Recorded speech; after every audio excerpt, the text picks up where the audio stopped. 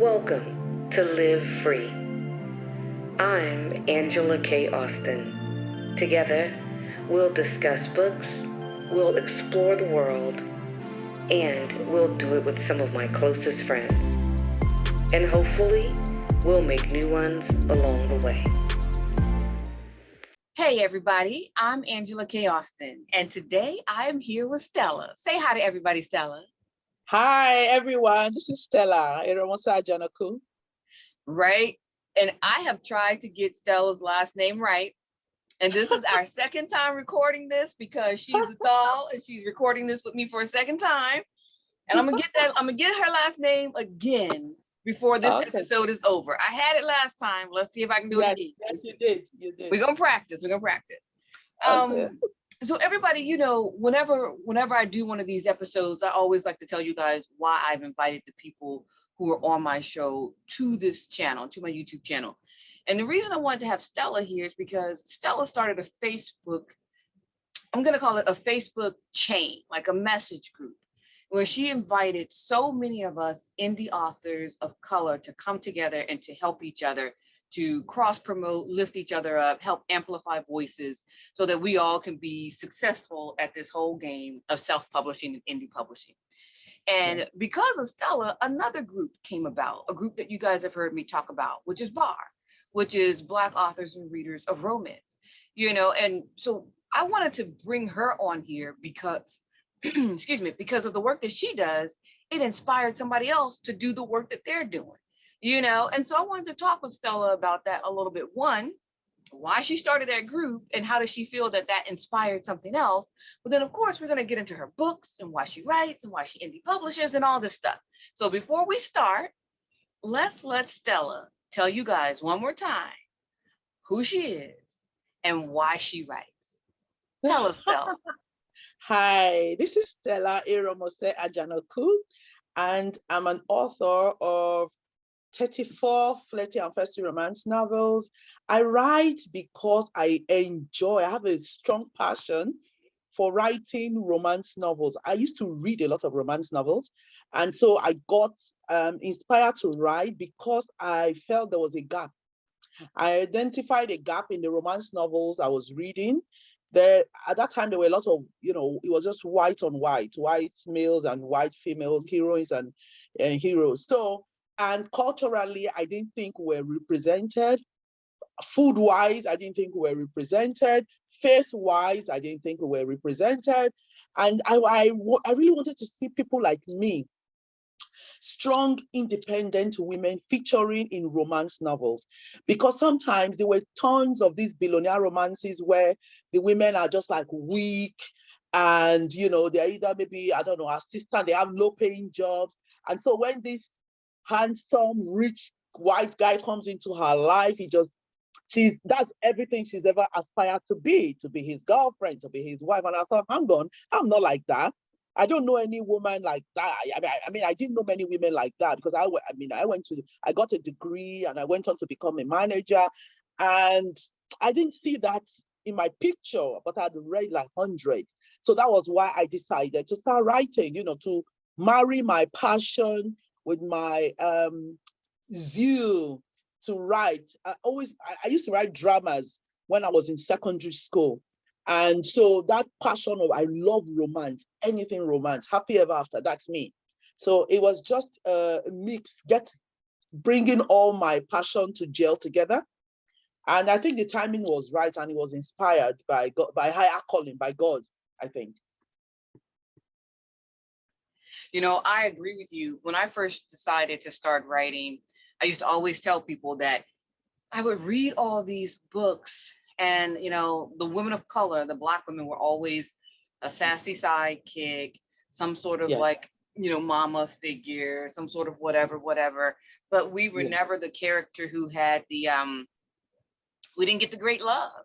And I was like, I want a great love, so can I write a great love? I wanted to be able to put it on the pages so that women like me could read it and, and understand it's okay to have that dream. Like, it's completely okay, to want to be like, and the thing is, it doesn't have to be always the billionaire love. It doesn't have to be like this grand whatever. Exactly. It can just be a really great love, you know. Yes, I just yes. never saw that.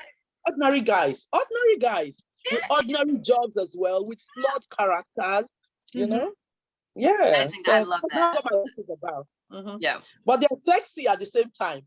So they're ordinary guys with ordinary job, but they are damn sexy. I don't think Very hot. anybody is doubting that. Look at you right now, lady. You look like you're about to go out and have yourself a nice evening. Is your husband taking you out to dinner afterwards? Because we know you got the YouTube channel about relationships and stuff. What's happening? Yes. What's happening? Yes. You're looking fabulous. Thank you. But, It's my daughter's makeover. My daughter enjoys making me over, I'm telling you. Look, I don't have a daughter. Let me borrow your daughter. She gets me out. But tell me, why indie publishing? Why indie publishing, Stella? Did you try traditional publishing, or did you go right into indie? Okay, so when I first started, I love telling this story. I didn't know anything about indie publishing. All I knew was traditional publishing, right? I mean, not that I didn't know about traditional publishing per se, but you see these books and you know that they are traditionally published, right? But one day I was in a train and I saw this book. It was a green cover. I still remember it vividly. Now I don't even remember the author's name. And it was just there. And I picked it up for some reason. And I decided, let me read the blurb. And I read the blurb and it mentioned that she was indie published. So that was where I actually got the phrase or whatever. I never knew anything about that. So I went on the internet and I decided to research what indie publishing meant. And I said, okay, so which sites do it? That's how I drifted into Create Space and Lulu. And so when I read both, and I decided that, okay, I read the community reviews and comments and all that for both Lulu and Create Space. And then I settled for Create Space. So I would say indie publishing found me because it sounded perfect, because the advantages that it allows you the freedom to do exactly what you want. So there isn't this editor, stiff-necked editor somewhere telling you how to write it. Cancel that. Don't do that. Don't represent that. Don't say that, you know? And I am a very independent, strong-minded, strong-willed person. And I am very creative as well. So I do what I want. So it was just perfect for me. It's like it was tailor-made for me, you know? So I didn't try traditional publishing. As soon as I found that out, I didn't try traditional publishing because I already knew from what the research I had done that for traditional publishing, the response isn't quick. I read some, I wanted to put out some. They said you have to write a pitch, and then if it gets accepted, then you have to do like maybe a chapter or two, and then you hear back from them for 12 weeks. And I said, hang on, in 12 weeks, I should be publishing a book, not waiting for you to get me a reply, you know? So that's what did it for me. So I didn't bother going for traditional publishing. Yeah, I tried traditional publishing, but what I found out was when I first started, I thought I was writing romance. And then I would get agents and publishers who would respond back to me and they were like, oh, sorry, hon, you're not writing romance, you're writing women's fiction. And that's actually how, because when I first started, I don't really think I understood genre. I knew genre. Like I knew, me too. But understand, but I don't, because like when we talk about it is, and we'll talk about your book specifically in a minute. Like what I tell people all the time is like, because of the way we have to categorize our books in Amazon or Kobo or something like that, there are limitations, and so you have to think like, what's the 70% of my book is about what, is it about romance or action or fantasy or whatever? So you have some limitations, but what I found was that I really, because of the way I write, my books aren't romance, they are because the man and the woman are not on the page together from page 1 to page 200 because there's multiple points of view because of this. So I've since learned that what I write, unless I'm really intentional, what I write is not traditional romance. But I didn't know that when I started. So I Okay. had a ton of rejections. It would be like rejection after rejection. I was like, you know, Okay. you go through that thing, you know, Yeah. and then my friends would tell me about the indie publishing world. And at that Yeah. time, I wasn't self-publishing. I was just submitting to indie publishers, so the Yeah. smaller publishing houses. Okay. Whereas Okay. now, you know, you fast forward now, 14 years later, whatever it is, now I'm Yeah. self-publishing. So Yeah. it's Yeah. like, so I've like, there are so many different things that I've seen across that, you know, that make Yeah. me both love and feel frustrated by self-publishing, you know, which leads Okay. me to a question for you. What, I mean, the freedom is a thing that we all love, Yeah. but what do you think is one of the biggest pitfalls of indie publishing? Have you seen any? Have you yourself had a struggle with something with indie publishing? Okay. First, what are the pitfalls? I would say, first, you have to know yourself and believe in yourself. There isn't going to be anybody struggling, right there clapping for you, cheering you on sometimes. So if you don't believe in what you are doing and you get, say, a bad review, 2 reviews, I have read on Facebook authors so frustrated saying that they're not going to write again. And I'm saying that means you went away. Maybe you were never meant for writing. Because if you think, it's like every other job, what new authors have to know is, or indie authors have to realize is, in writing is like any other job. If you want to treat it like a hobby, that's a pitfall, because it isn't something that you will do. You just want people to clap for you every time you write, and hooray, you are done. No, it's not like that. It's like your day job. Think of it as your day job. Every day you get criticized, maybe by your manager, by your line manager, or by your boss's boss or something. It's like that. There's always something they need you to do more. The room for improvement is the biggest room. So why isn't it the same for writing?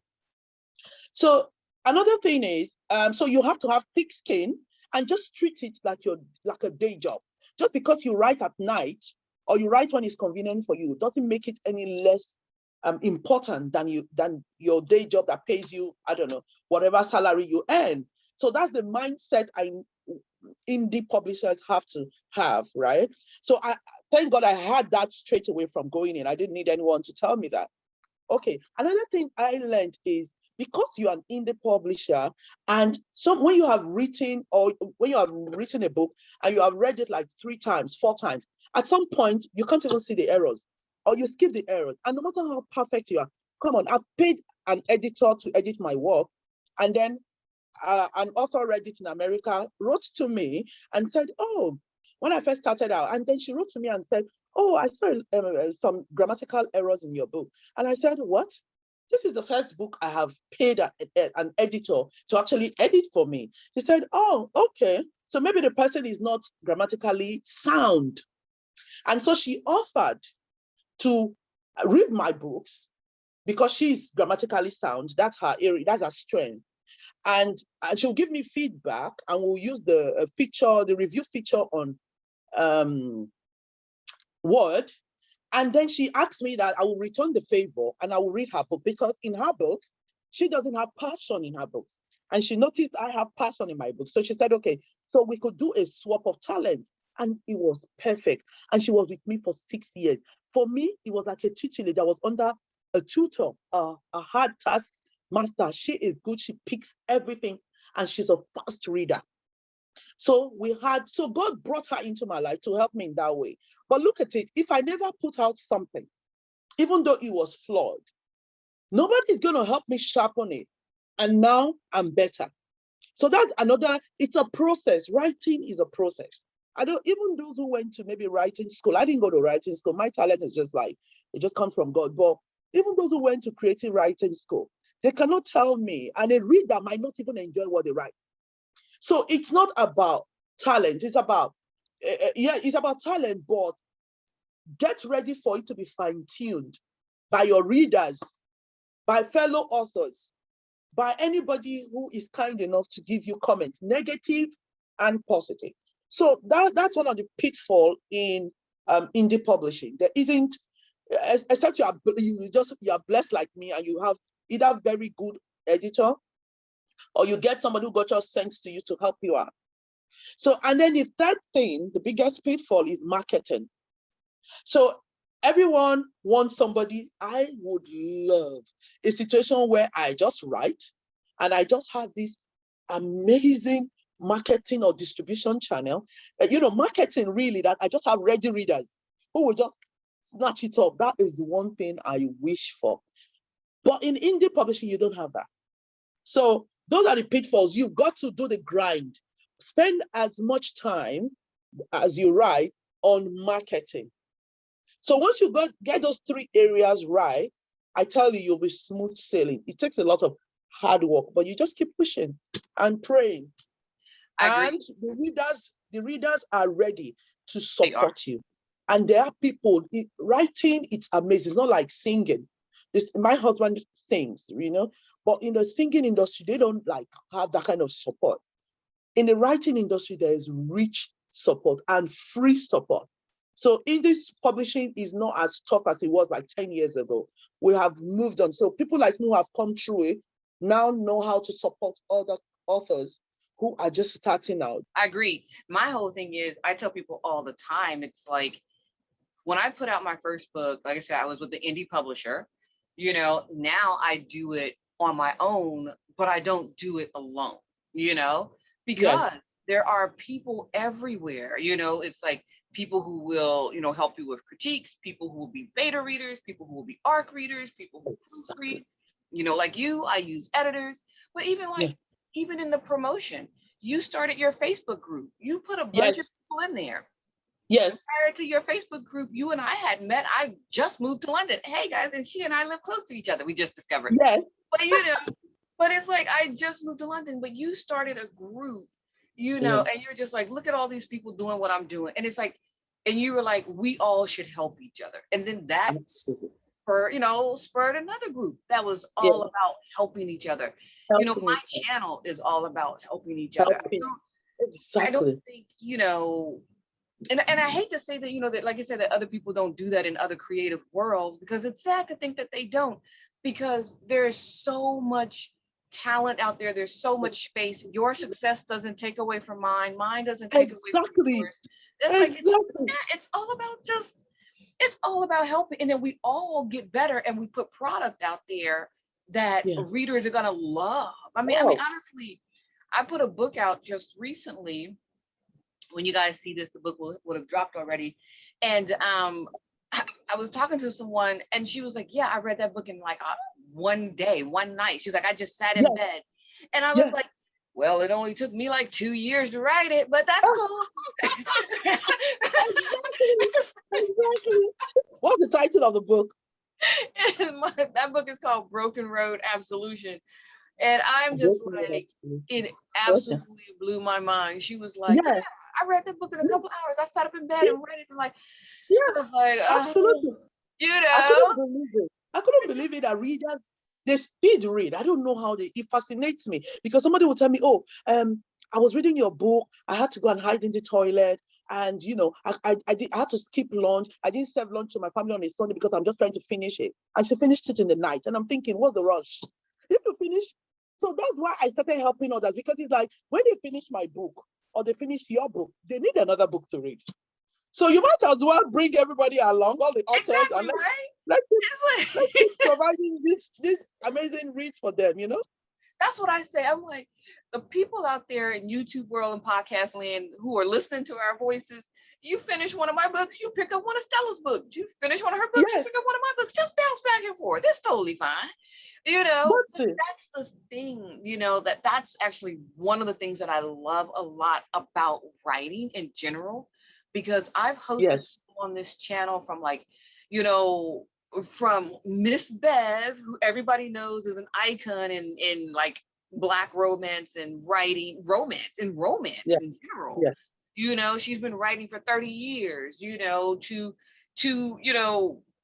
people who have just published a book, or people who don't even have a book out yet because it's not dropped yet. So I mean, I think indie writing is like so like multifaceted. It's so It is. diverse, and I love it. It I love is. it. Like I said, It lots of is. pitfalls, and everything that Stella just said.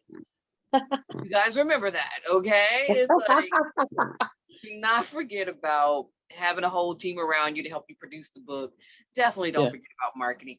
And you must write, and you have to Yeah. put it out there, because that Yes. fear of dropping that first book will stop so many people. And then you'll get reviews and you'll be like, oh, well, maybe I suck and I shouldn't write anymore. And you'll stop. So No. don't It let any shouldn't of that even stop. cross your mind. It shouldn't even, I'm just talking to new writers. It shouldn't even cross your mind to say, no, I suck. No, you should be glad for every single person who puts part of their money to buy your book. Be grateful. And then the person reads it and comes back and leaves a review. The person is doing you a huge favor. Even if it tears your book apart. Look, when I first started, I thought reviews destroyed books. I thought reviews didn't sell books. And I thought reviews sold books. That if you have positive reviews, your book will sell. If you have negative reviews, your book don't sell. No, that is a myth. There are truths that I have learned. I have had bestsellers that I was telling my son just now. I said, I saw a picture, a screenshot I took of Longing for You. That was a bestseller when I released it last year. Guess what? It had only 2 reviews. And the 2 reviews together was 3.5 stars out of 5. Guess what? It went on to become a bestseller. It was flying off the shelf. Today it has 63 reviews. It doesn't matter. It doesn't matter. And when you have a bad review and a good review, it's perfect. Do you know what it does? It creates controversy in the mind of potential readers. That is what I've learned. I only read it when my books became bestsellers. I realized that, oh, so a book that doesn't even have a review can be a bestseller. And when it has bad reviews and good reviews, it's a fantastic thing, creates a balance. And then it creates controversy because now you are going to be confused. As a potential reader, you come in and you say, oh, somebody says it was so bad. She's so judgmental. She's so that. And then the other person says, oh my God, it was amazing. I couldn't put it down. So now they have to buy it to make up their own mind. Pray for reviews, guys. It doesn't matter how good or bad. They're doing you a favor.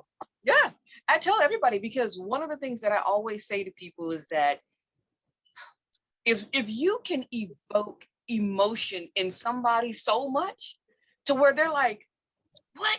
And they just, I don't care what they write. But the thing is that what you wrote made them, move them so much, whether it was because they enjoyed it or they did not enjoy it, but you moved them so much to where they were like, I got to tell somebody. And it's like you just said, there's going to be a balance. Like I have one book I was talking to a friend about where a woman did a review on it, and I was like, oh man, I put so much energy into that book. But then somebody else left a review for that book, and they talked about the way that I handle grief and loss. And I was like, she gets me. Finally, she gets it. You know, I was like, yes, thank you. And that was the whole thing. It was like, whatever we're writing, guys, it won't resonate with everybody. It just no. But for the reader who understands you as a writer, when they find you, they're going to gobble up everything you write. And so all you have to do is just keep writing. Yeah. That's it. Absolutely. Absolutely. Reviews are subjective. It's someone's personal opinion. So if they don't get it, move on.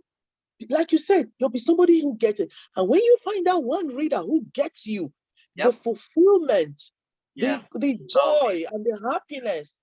I mean, look at me. It has taken me 10 years. I'm just starting like a group on. I started it before, but I just let it go because I didn't have the energy and the time to run everything I was doing.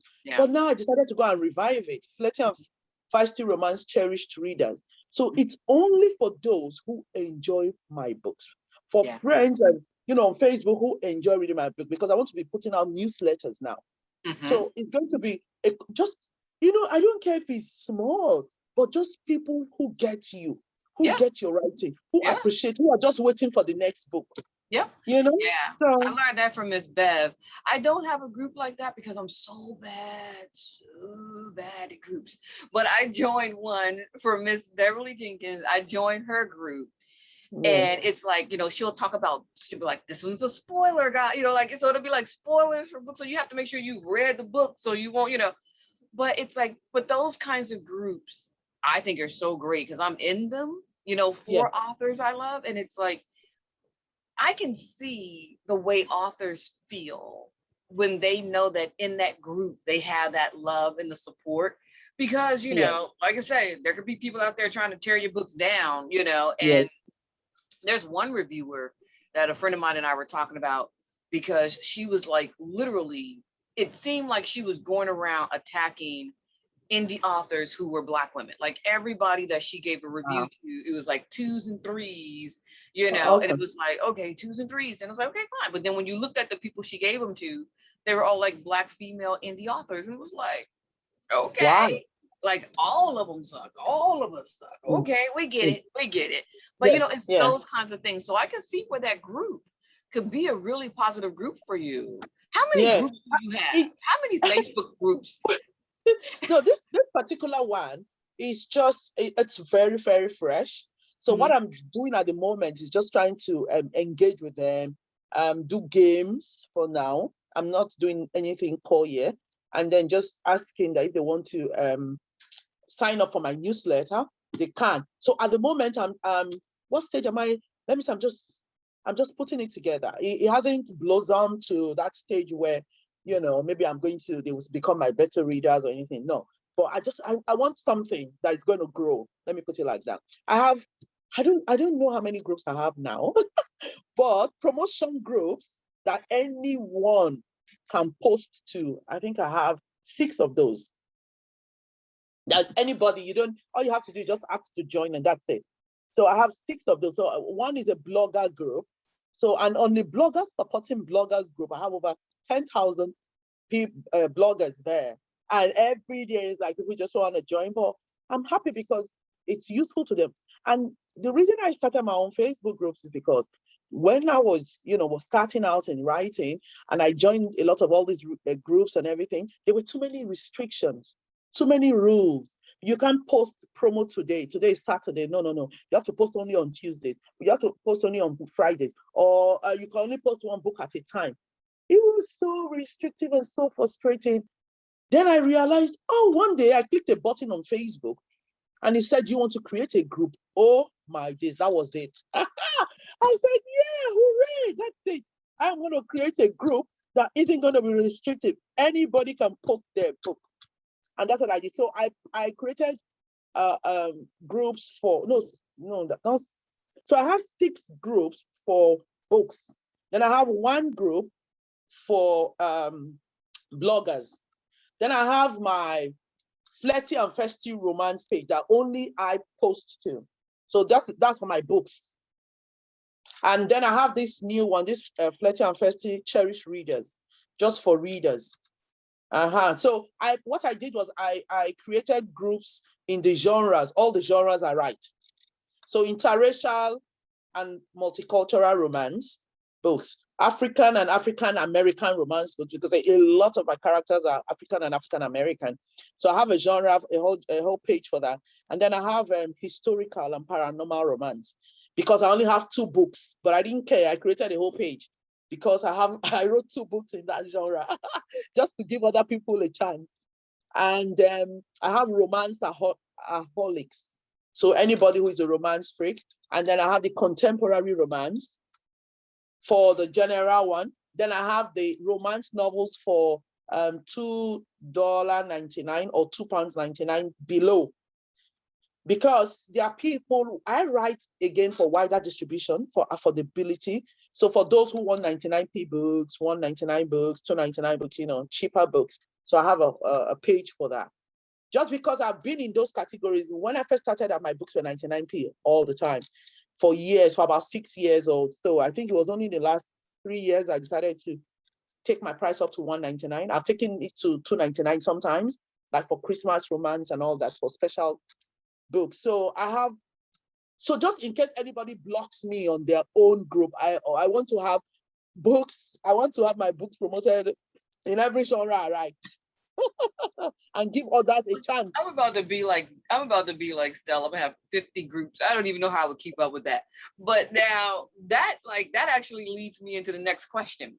I know But you got some of your books. I don't restrict, I don't control the groups. That's the funniest thing. So that's good. So you don't need to do anything. People just come, promote their books and go interact, engage. I don't do anything. I just provided the platform. Okay. Maybe. You're giving me some ideas, Stella. I might have to get in there because I don't know. It's like, because so many of my friends have groups. They're like, Angela, when are you going to do a group? I'm like, never. Never. But they all have groups, and they're all like, some of them have actually started to like really get people to help them manage them, because they do a lot, like you were saying, like they do all the games and stuff, so they're not like strictly promotion, whatever. So they're like your last group that you created. My last group. I need someone to help me promote that. If I get somebody to help me manage that group, I will be delighted. But for now, I would like anyone interested in promoting it for free, managing it for free. I don't want to pay anybody to do nothing. You guys heard us say the for free part. But no, pick up some of your books right there, Stella. Let's talk about some of these genres and some of these books. What is this? Chase? This is the latest one. I mean, this was released on January 10th this year. So that's the freshest of them all. What's that one about? Hot Chase. It's a sweet and steamy romance as usual. You know, I love sweet and steamy romance novels.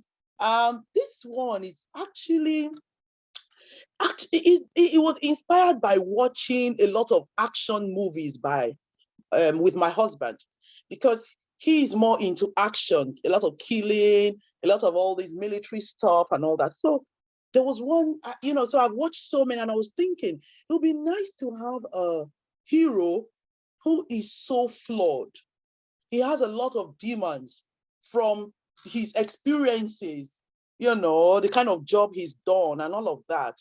And then, what do I do with him then? And then I thought, okay, he's so grumpy, he's so into his own head, and just not looking for a relationship, nothing. He's in a dark place. And then he meets this woman who he doesn't think anything of. In fact, he was particularly rude to her. And then guess what? For some reason that I'm not going to declare, he has to, because he has been asked to do something. But for him to be able to take that next step, he's been told he has to go into therapy, something he completely hates and is resisting. And guess who is his therapist? The woman he just met last week and was so obnoxious and rude to her. And there are sparks. But of course, it's not that kind of spark. It's like an enemies to lovers kind of trope. Yeah. Yes. So they don't get on well, but the chemistry is so intense. There's some people who you are with and you just quarrel and you just argue and you just banter and you think, oh my God, I hate him so much or I hate her so much. But underneath all of that spat and argument and rows and everything, there's that chemistry that is so intense and so thick that pops up to the surface and sparks, ignites a fire, and then you retreat, that kind of thing. So the question is, every page is hotness. I call it hotness on every page. So when a reader is reading it, he or she's going to find out to say, look, he's going to find out if, what's his name again? Hunter Chase. This is about Hunter Chase and Tiara Williams. So he's going to find out if Hunter Chase is able to put away his demons long enough to find love with this woman that he's cursed at the beginning, a woman that is ethically off limits. She's out of bounds to him. But again, that's the kind of person he is. In his normal day life, he has to go under authority and all that. But in this one, everything is on limit for him, but it's off limit, because if she succumbs to pressure in any way, or how she feels about him and all that, she could lose everything. So the question is she willing to lose everything? And he's not even interested. Is he going to be interested? So it's a tug of war kind of romance, and it's hotness on every page. You know, I like that because, you know, that's when you have, you know, like a lot of times, you know, like I said, you have people, they have to make this choice, right? A choice between like, Yes. you know, a choice between like their career and whatever, Yes. and like their love. Because honestly, for a lot of women, we do have to make those choices, you know, because Every like, day. are you going to quit work and, you know, stay at home with your babies? Or are you going to do this or do that? Or that's a choice. That's a real choice every It day is. for women. It is. It is. Yeah. And it just goes on. It just goes ignored. Yeah, it So does. those are the kind of things I like to bring out when I write my books. You know, I find Mhm. out that works a lot with readers as well. So Yeah. maybe it's because it resonates with them. I think Because it's so. like, this is like everyday life, you know. Yeah, You it have is. to. So a lot of women have had to make decisions. It's either they take their family or they take love, or they take their career or they take love. Sometimes you can't have both. Yeah. Or, you know, Which your is sad. babies. It's like, why can't we have it all? I know. Yes. I want it all though. This like, so I know I asked this of everybody, and I probably asked this of you last time too, but do you have a favorite book? Because you've written how many books now? 34 by God's grace. So that is so amazing. I think I only have like maybe 20 out there now. But 20? do you have, yeah. That's a lot. That's a full basket. You know, I took a hiatus for about 5 years. I didn't put out some work for a while, so I'm kind of getting back into my swing. But do you have a favorite? Me too. I didn't write for like 3 years. Yeah. Yeah. I don't know. It's like, you know, every once in a while, things happen in life and you take a little step back from it. Now I'm getting back into it, and I'm really loving it, you know, as I get back into it, because I feel like I'm a different writer than I was when I first started. And so I think I tell stories in a different way. And I really love it. I really love the work that I'm creating. So so I don't know if I have a favorite right now. Sometimes I do, and I tell people I change my answer every time I do another interview. Exactly. But do you have a favorite book? Do you have one? In all honesty, I can't say I do, but for the purpose of this interview, I will pick. Okay. And like you said, my answer probably changes every time. It does. It really does. Hooked by One Curvy Girl. Hooked by One Curvy Girl. Oh. It's one of my favorites, actually. It's a 2-book series. I'm going to give you Hooked by One Curvy Girl. So this is book 1, Hooked by One Curvy Girl, book 1, and book 2. So it's a 2-book series of a Nollywood actress in Nigeria who doesn't date single guys. She doesn't date single guys. She only dates married guys. But okay. But now here's the twist. She meets this guy, or no, she approaches this single guy for a particular purpose, because somebody has asked her, on this occasion, she needs to bring a single guy. So she needs a +1. But yeah, like a book about, now, you know what I do like about that? What I find interesting is like the woman is kind of in a place of power in the book. You know, but it does make me really curious. I'm like, why would she only want married men unless she doesn't want a real relationship or love? So that's really curious. So but it's a 2-book. Okay. Yeah. And so what are you working on now? I mean, 34 books into this. Before we ask about that, how do you keep fresh ideas? 34 books in. Honestly, it's God. It's inspired by God, because I don't have it coming from anywhere else at all. Like this book I'm writing, I wasn't supposed to be writing at all. So when I finished in January, I said, I need to release it before my birthday, because my birthday is in January. So I released it like 11 days before my birthday, and I thought, now I'm going to take a long break, because, because of Lent, Easter, and all of that. I've noticed over the years that not too many books sell at that time. So I thought, I'm going to give myself a break. No, after like 3 weeks, there comes a story. In fact, the title came to me first, which is something that doesn't happen. Usually the story that comes, and then the title comes after a lot of prayer and everything. This one, the title was distinctive. Usually I have to look for titles. It's a project. Getting a title itself is a project. This one, it wasn't. As soon as the title came, I wrote it down, and that's it. The next day, the story just started flowing. And that's what I've almost finished the first draft now. So, and it's just, this one it's just from God. Because, well, I sit in my room, I don't know where it comes from. It's from heaven. Well, you know what though? I mean, but I think that goes to the testament of you doing something that you are passionate about, you doing something that you really do love and you feel inspired to do. Because when people ask me kind of like that question, like, where do ideas come from? Yeah. I know it sounds kind of flippant, but the only answer I really ever can tell them is that it comes from everywhere.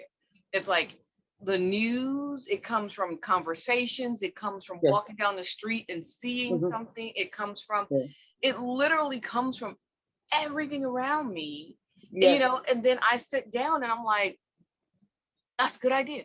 I should write that, you know, and it's like, it just starts to like form in my head, but from like nowhere, you know, it literally is something that, you know, and it's not to say to people who don't write that you can't write, because if you sit down and you hone it and you try to understand writing, and you, like we've said earlier, you write something and you put it out there, you know, you sharpen your tool, you know.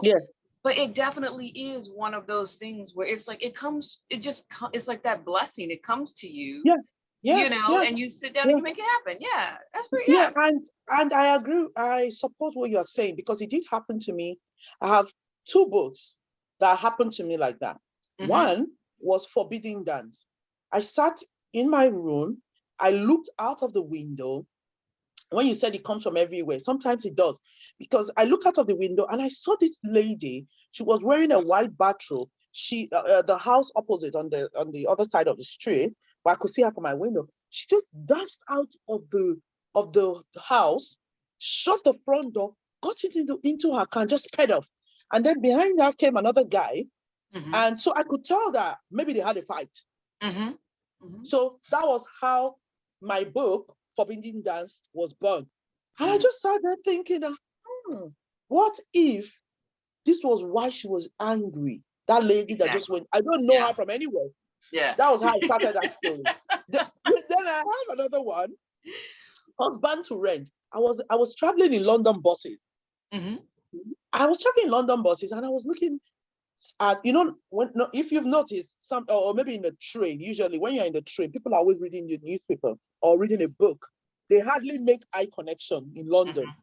But in the buses, it's a little different. They're always maybe on their phones, or they're just staring out of the window.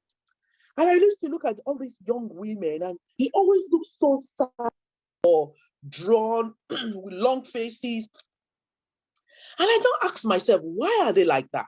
Oh, maybe they are single and they don't have husbands. Okay, so maybe what if they could rent a husband?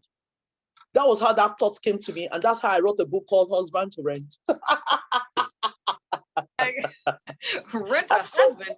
Wait, might read that one. Hold on. We have to make sure we give people all the links at the end of this too, and put it in the description for your Facebook groups and the books and stuff that we mentioned.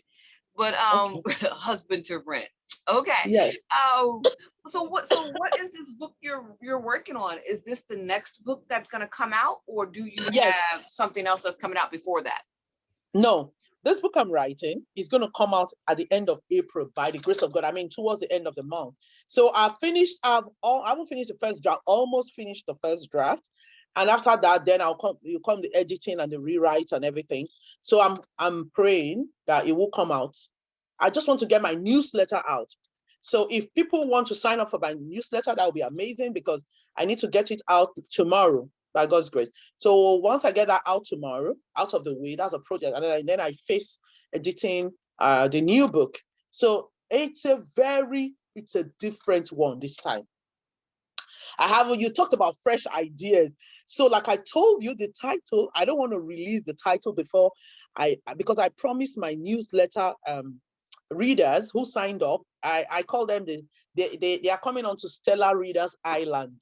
So I promised them that they will always get first hand of, book titles and, stuff teasers and stuff like that. So I'm not going to release the title now. So if anybody wants to know the title before release day, otherwise they'll have to find out on release day. If you want to find out the titles before release day, you've got to sign up for my newsletter. I'll give you the link as well. So that's going out tomorrow. So they'll find out what the name is. But long and short, it's a different story. It's a different concept. I've not even written it before. So it's about a guy. I don't know how much detail I can give, but it's about a guy who only dates women for 48 hours and he moves on. That's it. There is no chatting. You can't be that beautiful. You can't be that sexy. You can't be that hot. Nothing. It's 48 hours and he moves on, right? Look at the expression on your face. You're making me laugh. And then he meets this girl strictly by accident, actually, by chance, not accident, but by chance, she just walked in and something happened and somehow they just talked in one night. Everything happened in one night. You will not believe it. Marriage happened in one night. Yes, that's where the story kicks off from. And then I like it. I like it. I haven't shared it with anyone yet. Yeah, we'll have to make sure we put that on here. One of my favorite movies that I've ever seen is an indie movie, and it is called, and I'm gonna probably get this name wrong. I think it's called something like My Last Night Without You, something like that. And so in the course of 24 hours, these two people, they meet and they fall in love, and like one is like on this cusp of a relationship that should be over, but it was comfortable, and so it was, she didn't end it. The other is not in a relationship, and they happen to meet, and it's like this push and pull. It is literally an excellent movie, movie. And your book made me think of that. I don't know why I like stories like that. Because I do as well. Yeah. Because I do something that you won't even, that's what I'm saying. I don't know where this comes from, but I know it's something that if I read a blog like that, I would definitely want to read a story. Because it's like, what? And it wasn't even 24 hours. It was much less than that. They met in the evening and by the following morning, but then things don't also go according to, you will think, oh yes, they fall in love and everything should just be happily ever after. No. So there's going to be a lot of, I love it. I love conflict. And see, and we can't even get the name. So that means, guys, because when this drops, this is going to drop, and then you guys have to all go and sign up for the newsletter.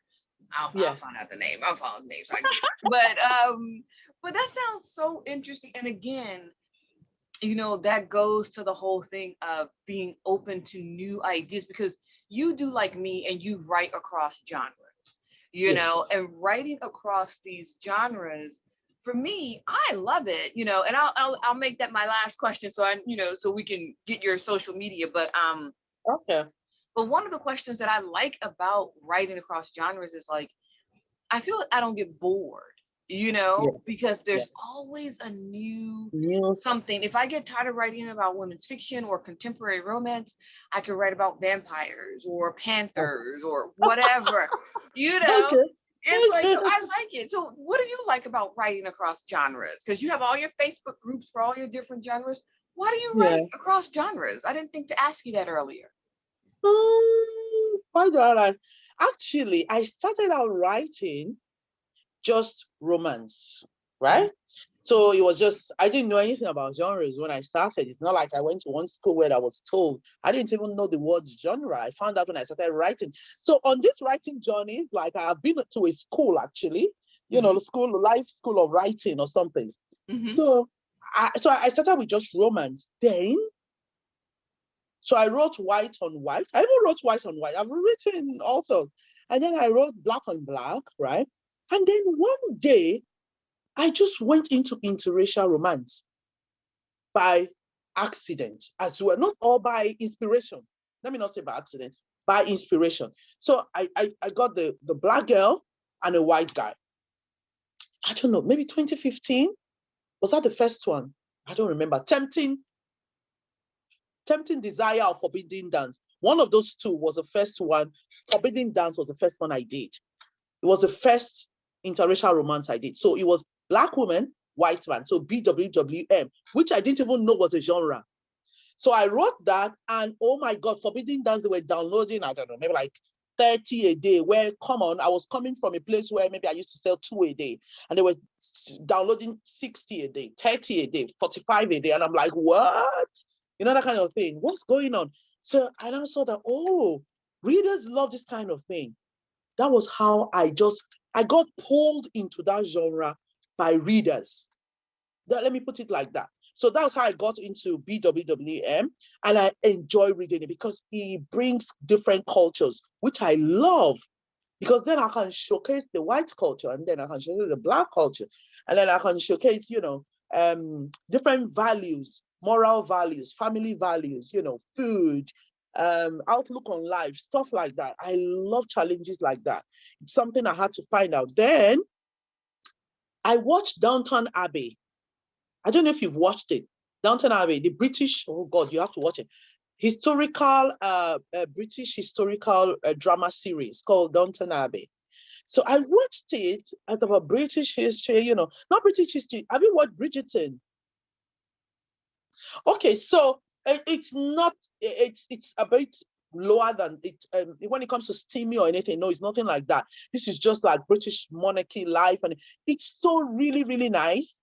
So I now thought to myself, hang on, these people are just showcasing British heritage, British culture. I have a culture where I'm coming from. I now remembered, it made me remember, just like you said, one of my books, one storyline plot I gave you, made you remember one book. It made me remember my history, my heritage, my culture when I was growing up. Because I come from a place, Benin City in Nigeria, southwest Nigeria, and we have a monarchy just like the British. We do have, I think our monarchy is way older than that, because ours is like 6,000 years old. So, and I know our king, I went for one of the coronation in the 80s. I remember my dad putting me on his head, and my mom used to, dance for the cultural group. And then it made me remember my youth. And I said, you know what? I'm going to research my own Benin history, and I'm going to write a historical romance as a thank you to my ancestors, to say thank you for birthing our culture, our heritage, and everything. And that was how I wrote historical romance. So I didn't say, and I like reading historical romance, actually. So I think I write in the genre that I enjoy reading. So that was how I researched. But that book took 4 years to write. Royal Cowries. Yeah, I love that. I love historical fiction. My first historical fiction, I think it took me 2 or 3 years to write it because I did so much research, but I think I'm like you. It's like stuff that I like to read. I like to write. The only thing I haven't done so far is science fiction, because I love science fiction, but I have not written it. And I think it's because the world building is so much, Yes, absolutely. You almost definitely have to write a series, if you're going to do science fiction, because it's so big. There's so much wide to cover. Yeah. And so much. For me, I don't, you are right. I don't think you can actually write in a genre you don't read, because you're not even going to understand it. Like, I don't like science fiction, for example. I don't read it, so I will never think of writing that. So that's it. So fun, Stella. I'll get you some books. I'll make you some recommendations. We'll get a book from Stella in like a year in science fiction, guys. Don't worry. No. I can't even watch science fiction movie. At least let me even watch science fiction movie and be inspired. I don't even watch it. That's what we gotta do. We gotta get you inspired. All right. So now tell us about your social media. How does everybody watching and listening, how do we get in touch with you? How do we keep up with what you've got going on? Okay, first thing I would say is, please follow me on Amazon. I have an Amazon author page, so that way you don't miss any new releases. Anything coming from me, Amazon will let you know. I'm also on Smashwords as well. I also have an author page on Smashwords. So if you're the kind of reader that shops on Smashwords, if you buy your books from, please also follow me there. If you follow me there, then Smashwords will also let you know when I bring out new books. And I have a Facebook page called Flirty and Feisty Romance Novels. So I post all my books there randomly every day, or once every 2 days. So you won't miss anything. If you just, all you have to do is like the page, Flirty and Feisty Romance Novels. If you want to join my readers group, it's not really a readers group. I call them cherished readers, Flirty and Feisty, F and F, cherished readers. What I'm trying to do is start a page that can engage with readers.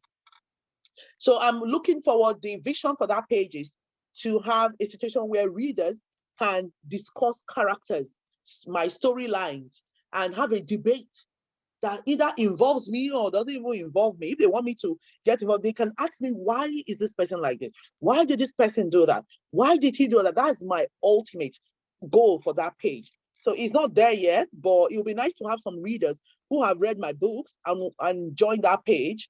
All you have to do is just click to join, and I will just accept and just come and start a debate, start a discussion. That's what I want. I want games. So I want it to be fun, lively, and then talking about books and stuff like that. So holidays and things like that. Ask me about where they went on honeymoon. Why is this character like that? Why didn't he do this? Things. Let us even discuss their thoughts process, the thoughts of the characters that might not even be in the book. I would love that very much. And you can follow me on Twitter. I'm on Twitter as Stella Eromonsere-Ajanaku. I'm on Instagram. Please follow me on Instagram. I'm on Instagram as Stella EA. And the reason you would like to follow me, you should follow me on Instagram, is I bring a lot of other things I do onto my Instagram page. So like you were saying about the YouTube channels, 3 YouTube channels. So I feature my husband on my channel, and I feature other things that I have going on Instagram. So you should follow me there as well. Goodreads. If you want all my books, you can add them on Goodreads. Like if you're not ready to buy them for now, at least you can just add them on Goodreads. And you can also add them on your wish list on Amazon. So that's good. If you put them on your wish list on Amazon, that's really, really good, because I think that affects rating or something. I don't know, but here is good. That's good. What else? Have I left out anything? And don't worry, guys, because I'm gonna also make sure it's in the description. So yes, it'll be so for all you guys in YouTube world, it'll be in the description, and podcast land, it'll be in the description. So, and I'll have links so you guys will be able to get to those pages as well, because and the newsletter. And the newsletter. And Stella just gave me some ideas. Oh, man, I may end up having a Facebook group. Just one. Just one, but you don't have to run it. You don't have to run it. Just one. Just start it for promotion. Start it for promotion. Something for promotion. I don't know if it's gonna be games in there now. Y'all put your own games. No. What I mean is start it in such a way. Invite. Depends on what you want. You have to make up your mind. Is it something for me alone, as in for you alone, and you just want people for you there, or do you want to open it up to the other authors coming to join you? So authors and readers, or just readers only. So that's what you have to work out. See, I gotta figure it out. I gotta figure out my angle, Stella, so I know what I'm doing. We're gonna figure it out. Yeah, we'll figure it out. And then I'm gonna let you guys know I'll be out there like, join my group. You guys see me out there. You know why? It's Stella's fault, which means that if I do that, Stella has to write a sci-fi. Yes. Wow. Yes, I'll do a group. I think I got the easy part of that. If I do a group, she has to write a sci-fi. I think I got the easy one. Okay. Oh my God, Stella, thank you so much. Guys, you do not understand. My internet crapped out on me on my first interview with Stella, and like every other word was like, right? So Stella has graced me with her presence to do this for me. So this is our second time trying to record this. I am so thankful. Everybody out there, YouTube world, podcast land. Yes. Thank you for joining me. I'm Angela K. Austin, and this is Stella. Wait. Stella Eromonsere-Ajanaku. I will take that. Well done. I'll take that. Amazing. Oh my God. I'll give you 100 for effort. Amazing. For effort. Meanwhile, somebody is out there laughing at me right now. Oh my God. It's very good. Eromonsere-Ajanaku. The R is silent, but other than that, you aced it. Eromonsere-Ajanaku. Eromonsere-Ajanaku. I would get that. It is such a beautiful name. It's such a beautiful name. It is. Eromonsere means prayer answered, so it is a blessed name. It is. It's beautiful. It's beautiful. Thank you, Angela K. Austin. It's such a pleasure. Thank you for having me twice. Awesome. I'm so happy that you said yes again. Oh, thank you. Thank you so guys. much. Take care. Have fun, everyone. It was nice. Bye.